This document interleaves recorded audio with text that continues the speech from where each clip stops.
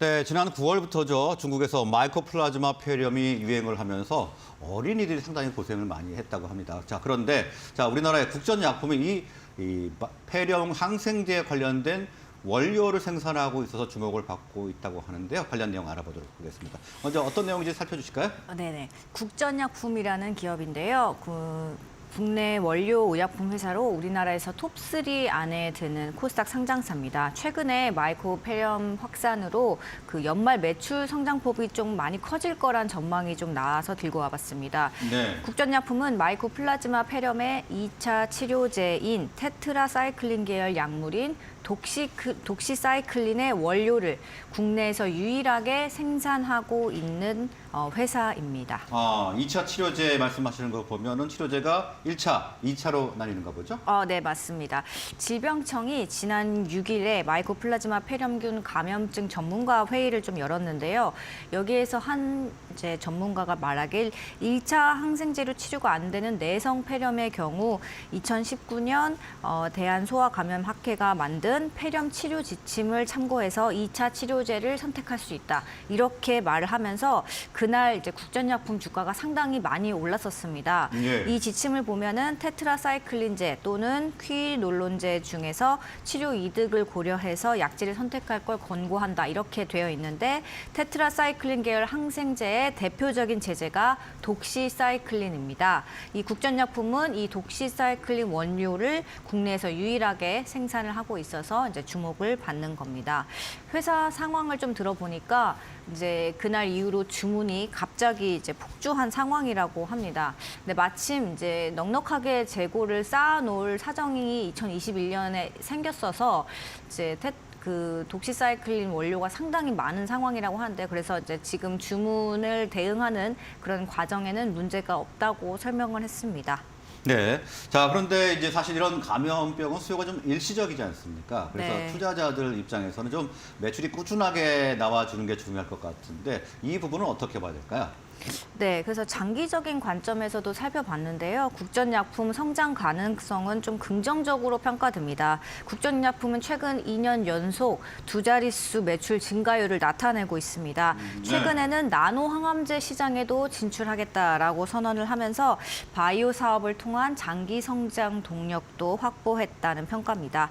올해 국전약품 매출은 1,200억 원대를 넘길 전망입니다. 지난달까지 집계된 누적 매출이 이미 지난해 전체 매출 1,037억 원을 넘겼다고 하는데요.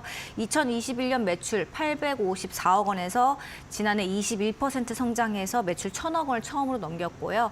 또 올해는 전년 대비 16% 증가한 1,200억 원을 넘길 가능성이 아주 높다는 설명입니다. 영업이익도 이제 좋은 편입니다. 2021년 61억 원, 지난해 35억 원, 올해 3분기 기준 누적 66억 원을 달성했고요. 4분기 영업이익은 전분기 대비 50%가량 성장할 거라고 전망이 나왔습니다. 네.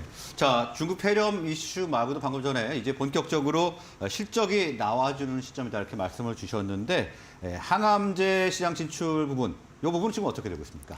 네, 국전약품이 중장기 성장 동력으로 꼽은 사업입니다. 항암제 제네릭 사업을 하겠다는 건데요.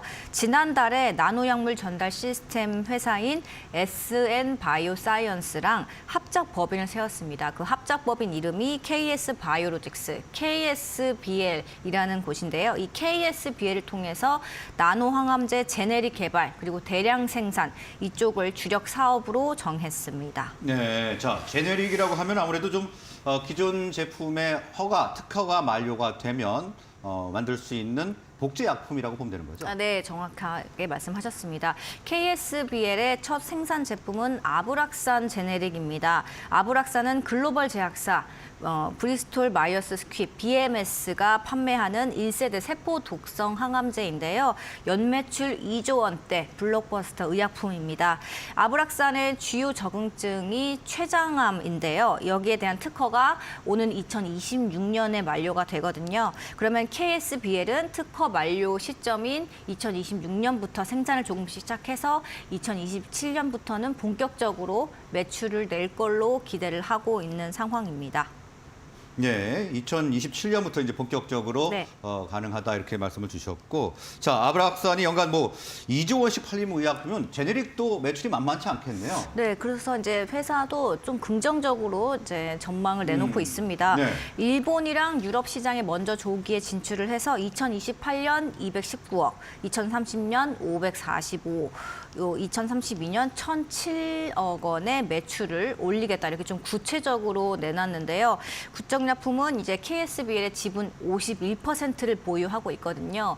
그래서 KSBL이 매출을 낼 때마다 국전약품도 그 지분만큼 매출에 반영이 되는 이제 효과를 얻을 수 있을 걸로 보입니다.